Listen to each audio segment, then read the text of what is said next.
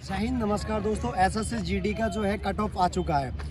SSC GD का जब से कट ऑफ आया है बच्चों की नींद हराम हो चुकी है। जिन बच्चों ने पढ़ना छोड़ दिया था, जिन बच्चों ने एसएससी जीडी की 1 साल से इंतज़ार करते करते मेडिकल पास होने के बाद में जो कल रिजल्ट आया उसके बाद उनकी जो नींद है वो उड़ चुकी हैं, क्योंकि एसएससी जीडी का रिजल्ट जो आया उसमें एक बड़ा ही घमासान मुकाबला हुआ है। पहले ऐसा होता था किसी बच्चे के 60 नंबर रहते थे और उसके नॉर्मलाइजेशन होके 66 नंबर हो जाते थे, तो पता चलता था कि कहीं ना कहीं जो है 65 से या 64 से लिस्ट चली जाएगी। लेकिन इसी के साथ में अगर हम कहें कि 66 नंबर या 68 नंबर या 69 नंबर हमारे होने के बाद और लिस्ट 71 नंबर और 70 नंबर से अगर चली जाती है तो कहीं ना कहीं उसके साथ बहुत बुरा होता है। क्योंकि हम जब दौड़ पास करते हैं, मेडिकल पास करते हैं, तो कहीं ना कहीं घर की उम्मीद जाग जाती है कि इन सब चीज़ों में पास होने के बाद बच्चा फाइनली जॉब पे जाएगा। तो कहीं ना कहीं सरकार को भी इस चीज़ पे ध्यान देना चाहिए कि बच्चों को आप पेपर में कितने % बुला रहे हैं और आप सीट किस मतलब मेडिकल पे कितने बच्चे बुला रहे हैं। देखिए, आपका रिजल्ट देना है, आप 1 पे 2 बुलाइए, लेकिन मेडिकल पे 1 पे 10 बुला रहे हैं, तो पेपर में क्या 1 पे 50 बच्चे मतलब पेपर के टाइम पे मान सकते हैं कि वहाँ आप एक साइड कर देते हैं। 60-60, 50-50 हज़ार वैकेंसियाँ रहती हैं। मैं उन बच्चों का स्टैंड ले रहा हूँ क्योंकि उनके साथ बहुत बुरा होता है, क्योंकि वो एसएससी जीडी के देश की सेवा रक्षा करने के लिए जाने के लिए वो लोग अपनी पढ़ाई तक बंद कर देते हैं कि अब तो फाइनल हो ही जाएगा। उन्हें पता होता है कि पहले की जो लिस्ट है शायद 55 नंबर 61 नंबर से गई होगी, तो इस बार हमारे 68-69 नंबर है तो हो ही जाएगा। लेकिन और उन्हें पता होता है कि इस बार माइनस मार्किंग है तो बिल्कुल 64-65 पे भी हो जाएगा। लेकिन वो कहीं ना कहीं जब बाहर होते हैं तो उनका जो दुख दर्द होता है वो बहुत खतरनाक होता है। चलिए हम मिलेंगे पहले हमारे भाई से। बोलो भारत माता की। ये है तो ये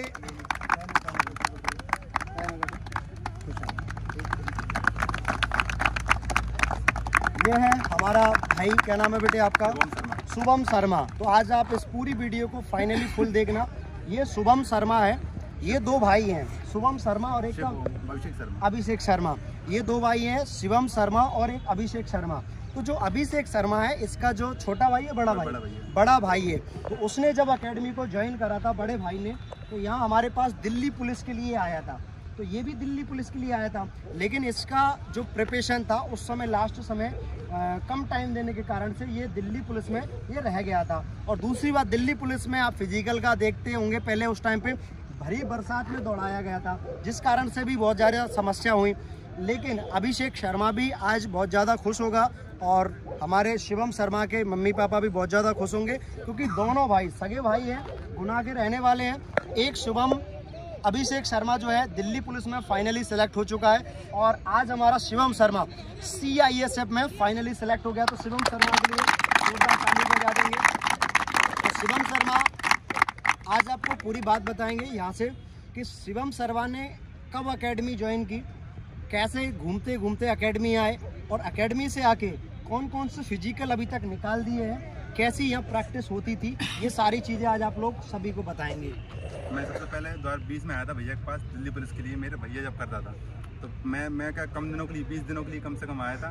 तो मैं उस टाइम में मेरी गलती की कारण बारिश हो गई थी, तो मैंने सोचा मेरा भैया ही हो जाएगा अकेला, तो मैंने रह गया था। लेकिन भैया तो बहुत अच्छा करा रहे थे उस टाइम। मेरा भैया तो मतलब फाइनली बहुत अच्छा तरीके से मार कर आया था। उस टाइम बहुत लोग थे, उसमें सबसे बढ़िया बेस्ट थे, मतलब उस टाइम हमारे दिल्ली पुलिस में सिलेक्शन हुए थे उस टाइम। फिर मैं भैया के पास JD के पास आया, साथ में MP पुलिस भी चल रही थी। तो पहले तो हम MP पुलिस की कर रहे थे, तो भैया फिर बीच में SSGD के लिए आ गए, तो भैया ने कहा SSGD की भी करवाएंगे हम साथ में। तो कुछ दिन SSGD की चलते रहे, साथ में MP पुलिस भी चलता रहा। तो भैया ने मतलब SSGD में ही बहुत मेहनत करवाई, तो फिर उसमें फाइनल सिलेक्शन हो गया मेरा। अच्छा, SSC GD पहले ये हमारे पास आया था मध्य प्रदेश पुलिस को ज्वाइन करने के लिए, तो मुझे पुलिस की दौड़ निकालना है, तो पुलिस की तैयारी हम लोग करने लगे। और उसी बीच में एकदम से डेट आती है कि 15 दिन बाद या 8 दिन बाद आपको SSC GD के लिए दौड़ने आना है, जिसका किसी को खबर नहीं थी। तो हम लोगों ने 15 दिन के अंदर SSC GD का हमारा फाइनल हम लोगों ने बैच बनाया। उस बैच में 62 लड़के गौरव एकेडमी से पास हुए थे और 62 ही लड़के थे, एक भी सिंगल लड़का उस बैच में फेल नहीं हुआ था SSC GD के बैच में। तो ये शिवम शर्मा उसमें पास हुए। क्या आपने मध्य प्रदेश पुलिस का भी फिजिकल क्वालिफाई कर लिया? सर मैंने MP पुलिस का भी फिजिकल पास कर लिया है। उसमें मुझे गोला और मुझे बहुत दिक्कत, लॉन्ग जंप में बहुत दिक्कत होती थी। भैया ने फिर एक दिन मेरे साथ पूरा 12 बजे तक रुके, मतलब उन्होंने मुझे बताया लॉन्ग जंप कैसे क्या करना है, तू गलत कूदता है। फिर वो एक दिन मुझे पूरा उन्होंने दिया और फिर मैं अगले दिन से बिल्कुल लॉन्ग जंप सही करा और गोला भी आने लगा था फिर लास्ट टाइम तक। पर मैं बिल्कुल पास हुआ एमपी पुलिस में भी। बिल्कुल, तो ये बहुत बड़ी बात है कि एमपी पुलिस के लिए आया, गोला नहीं आता था, एक दिन में गोला कराया, लॉन्ग जंप के लिए परेशान था, तो एक ही दिन में इसको 12 बजे तक रोका और इसकी लॉन्ग जंप आने लगी और ये फाइनली पहले कॉन्फिडेंस के साथ में एमपी पुलिस का भी फिजिकल निकाल के आया और आज इसका जो सिलेक्शन है सीआईएसएफ में भी क्लियर हो चुका है। तो कुछ जो हमारे फैमिली है, यूट्यूब फैमिली है, वो जानना चाहती है कि सीआईएसएफ में क्या क्या ड्यूटी होती हैं और सीआईएसएफ बीएसएफ ये सारी चीज़ क्या होती हैं, थोड़ा सा हम आप लोगों को बता देते हैं। आप लोगों के लिए एक फॉर्म डालना पड़ता है एसएससी जीडी का, तो शॉर्ट सर्विस कमीशन जिसको हम बोलते हैं एसएससी जीडी के लिए, ठीक है ना, सॉरी हाँ, तो एसएससी जीडी में हम पहले फॉर्म डालेंगे तो उसमें क्या है कि अलग अलग वैकेंसियाँ होती हैं। इसकी वैकेंसी कभी 55,000 आती है, कभी 60,000 आती है, कभी 24,000 आती हैं। जब हम एसएससी जीडी का फॉर्म डालते हैं तो इसमें हमारे नंबर वाइज हमें पोस्ट मिलती हैं, हम जो रेफरेंस देते हैं उसी के मुताबिक। तो जैसे कि मैंने अपना पहला रेफरेंस दिया, मुझे लगा कि मुझे सीआईएसएफ में जाना है तो मैंने सीआईएसएफ का रेफरेंस पहले नंबर पे भरा। मुझे लगा कि मुझे बीएसएफ में नौकरी करना है, मुझे लगा मुझे सीआईएसएफ में जाना है, या मुझे लगा सीआरपीएफ में जाना है या आईटीबीपी में जाना है। तो पहले मैंने सर्च करा कि आईटीबीपी क्या काम करती है, ठीक है, फिर मैंने सर्च करा एसएसबी क्या काम करती है, फिर मैंने सर्च करा सीआईएसएफ क्या काम करती है और बीएसएफ क्या काम करती है। तो मैंने सोचा कि बीएसएफ मतलब बॉर्डर पे जाना है, तो मैंने सोच लिया पहले कि यार मैं बॉर्डर पे नहीं जाऊंगा, मैं एक काम करता हूँ, मैं ऐसी पोस्ट मिल जाए जिसमें मुझे बॉर्डर पे लड़ाई झगड़े के लिए ना जाना पड़े और लेकिन मुझे नौकरी जो है डिफेंस की मिले। मैंने ये पहले फाइनल कर लिया। तो मैंने सोचा कि इसके लिए सीआईएसएफ बहुत अच्छी रहती है वैकेंसी। तो सीआईएसएफ में क्या है कि जो आपकी बड़ी बड़ी गवर्नमेंट फैक्ट्रीज रहती हैं उन फैक्ट्रीज में आप बाकायदा फौजी के तौर पर वहाँ पर आप लोग रहते हैं। जो एयरपोर्ट होते हैं, एयरपोर्ट पे आप लोगों ने जो फौजी लोगों को देखा चेक करते हुए, तो वहाँ पे ये चेकिंग के लिए होते हैं, ठीक है। बड़े बड़े कारखाने होते हैं वहाँ पे होते हैं, और जो मेट्रो स्टेशंस होते हैं वहाँ पे भी इन लोगों को सीआईएसएफ के जो जवान होते हैं वो तैनात होते हैं। और साथ में जो बड़े बड़े जो हमारे प्लेस होते हैं, ताजमहल हुआ और बड़े बड़े जो जगह होती हैं, प्लेस होती है, वहाँ पे भी ये लोग वर्क करते हैं। और दूसरी बात, जो हमारे रक्षा मंत्रालय के मंत्री लोग रहते हैं, ये लोग रहते हैं, तो इनके साथ में भी जैसे सीआरपीएफ के जवान ज़्यादातर होते हैं।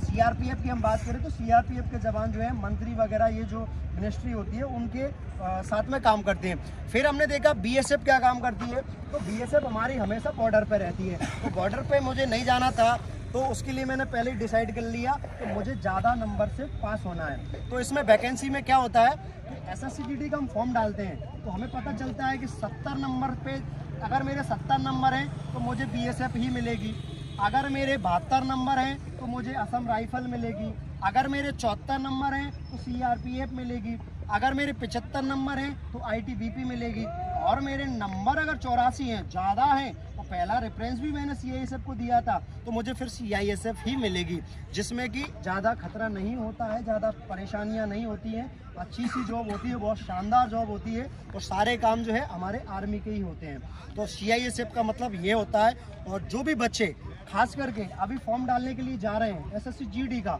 तो उन लोगों के लिए एक बहुत अच्छा यहाँ पर मैं पॉइंट बताने वाला हूँ कि आप फॉर्म डालो उसके पहले अपनी बॉडी स्ट्रक्चर को एक बार चेक कर लो। जैसे कि मैं फॉर्म डालने जा रहा हूँ, पता चला कि मैं फॉर्म डालने गया और मेरी हाइट 168 है, तो मैं वहाँ फिर निराश हो गया हूँ और ज़िंदगी में फिर मेरे को परेशानी रहे। पता चले कि मैं एसएससी जीडी के चक्कर में हमारे जो क्षेत्र की नौकरियाँ आती हैं जैसे जेल पुलिस है, पटवारी है, वो नहीं दे पाया। क्यों? क्योंकि मैं डिफेंस में कूद गया। मगर जब मैं हाइट में बाहर हुआ तो मुझे बहुत बुरा लगा, फिर मैं कहीं का नहीं रहूँगा। तो पहले मैं अपनी हाइट मेजरमेंट घर पर कर लूँगा, किसी भी सरकारी हॉस्पिटल में जाके हमारे दांतों का, कान का और आँखों का इसका चेकअप हम 100 रुपये देकर पहले करवा लेंगे। मान लो मेरे कान के पर्दे में अगर छेद है तो मैं पढ़ाई भी अच्छे से करूँगा और बीच में किसी दिन फ्री टाइम में जाके 20-30 हज़ार रुपये लगा के कान के पर्दे को सही करवा लूँगा, और उसी टाइम पे मैं पेपर देने जाऊँगा, वहाँ 80 नंबर ले आऊँगा। फिर मैं जब ग्राउंड ज्वाइन करूंगा तो मुझे कोई दिक्कत नहीं आएगी, और जब तक 3 महीने पूरे हो चुके होंगे तो वहाँ पे वो वैलिड हो जाता है कि 3 महीने पुराना ऑपरेशन चल जाता है, चाहे वो आंखों के लिए हो चाहे वो कान के लिए हो। जब हमने 2 चीज़ें देख ली, या फिर मेरे हाथ पे कोई टैटू बना है आर्मी के अंदर टैटू इस बार अलाउड था, थोड़ा थोड़ा चल जाता है, बट SSC-GD में कतई नहीं चलता है। तो SSC-GD में किसी को अगर टैटू बना है तो वो 1200-1300 रुपये का टैटू रिमूव होता है, उसको वो पहले करवा ले बीच में जब वो पढ़ रहा है उसी टाइम पे, क्योंकि लास्ट सीजन में हम देखते हैं, इनको भी पता, मेडिकल के आखिरी पॉइंट अगर रीमेडिकल मिलता है तो कोई भी उसको नहीं हटा सकता। कान के पर्दे में छेद है तो वो छेद है, चाहे ऑपरेशन करा के जाओ, फिर वो वैलिड नहीं होता है। तो इन चीज़ों का ध्यान रखें। जो भी अभ्यर्थी अभी 24,000 वैकेंसी के लिए फॉर्म डालने जा रहे हैं, तो अभिषेक जी यहाँ कैसी, शुभम जी कैसी क्या तैयारी होती है यहाँ पे? आगे भी आपने काफ़ी टाइम से जुड़े हो, जहाँ देखते हो, तो जो बच्चे यहाँ आना चाहते हैं उनके लिए क्या कहना चाहोगे? मतलब आप तो भैया के पास आ जाइए, भैया ही सब कुछ करा देंगे। मतलब आपको क्या, मतलब फॉर्म भरने से लेकर सब चीज़ A to Z हो जाती है यहाँ पर। फॉर्म कौन सी पोस्ट क्या कहाँ पर डालना है सब भैया बता देंगे, कौन सी पोस्ट क्या काम करती है। और मतलब फिजिकल के लिए तो फिर एक नंबर ही है, कोई मतलब ही नहीं है। फिजिकल तो नंबर 1 कराते हैं भैया, सब पास हो जाते हैं। अधिकतर मतलब 90% से 99% रिजल्ट ही गया था ऐसा। पुलिस का तो सबसे मतलब नंबर 1 ही गया था अभी तक का। SSG-D भी बढ़िया गया था, क्योंकि वो बीच में आ गई थी तो पता नहीं चला SSG-D का भी फिजिकल होना है नहीं होना। लेकिन फिर भैया बहुत मतलब 89 लोग लगभग आ गए थे हमारे पास क्या, लेकिन वो लास्ट में जाते जाते चले गए, पता नहीं चल पाया था। तो लगभग 60 के करीब मतलब फिजिकल के लिए 60 पास हुए। फिर मेडिकल के लिए लगभग 35 से 40 लोग मतलब क्वालिफाई कर गए थे, और फाइनल मतलब 20-25 लोग हैं। 20-25 लोग हैं। तो मध्य प्रदेश गुना से आप लोग हमेशा हमारा एक टैग देखते हैं, फौजिया का शहर गुना। वो इसलिए दिया जाता है क्योंकि हर बार यहाँ से फौजी निकलते हैं। 108 बच्चे अभी हमारे अग्निवीर में पास हुए हैं, उनका वीडियोस आपको हर बार लगाया जाता है। और अगर आप आना चाहते हैं एकेडमी, तो आपको हर वीडियोस के अंदर इंस्टाग्राम पे भी आप फॉलो कर सकते हैं, गौरव फिजिकल एकेडमी गुना। वहाँ से आप हमारा नंबर निकालिए, या डिस्क्रिप्शन में आपको वीडियो के नीचे आपको नंबर दिया जाता है, वहाँ से भी आप नंबर निकाल के आप कॉल करके यहाँ पर आ सकते हैं। और आके यहाँ पर चेक करिए एक बार, यहाँ का जो वर्कआउट है वो मेन इंपॉर्टेंट होता है, क्योंकि मैं जानता हूँ कि बच्चा बड़ी मुश्किल से पढ़ाई करता है, तो उसी के हिसाब से उसका जो है जॉब लगना बहुत ज़्यादा ज़रूरी होता है। तो जो भी आना चाहता है, और साथ में कमेंट भी करें कि इस बच्चे को शुभकामनाएं दें कि इसकी जो ट्रेनिंग है बहुत अच्छे से करके आए, और अगली बार जब आएगा वर्दी के साथ हम इससे फिर मिलेंगे, शुभम शर्मा से, है कि नहीं शुभम जी? तो वर्दी के साथ फिर हम मिलेंगे। लाइक शेयर कमेंट जरूर करें। चैनल पर नए तो चैनल को सब्सक्राइब करके बेल आइकन दबाएं, जिससे हर एक वीडियो आप तक पहुंच सके। जय हिंद, जय भारत।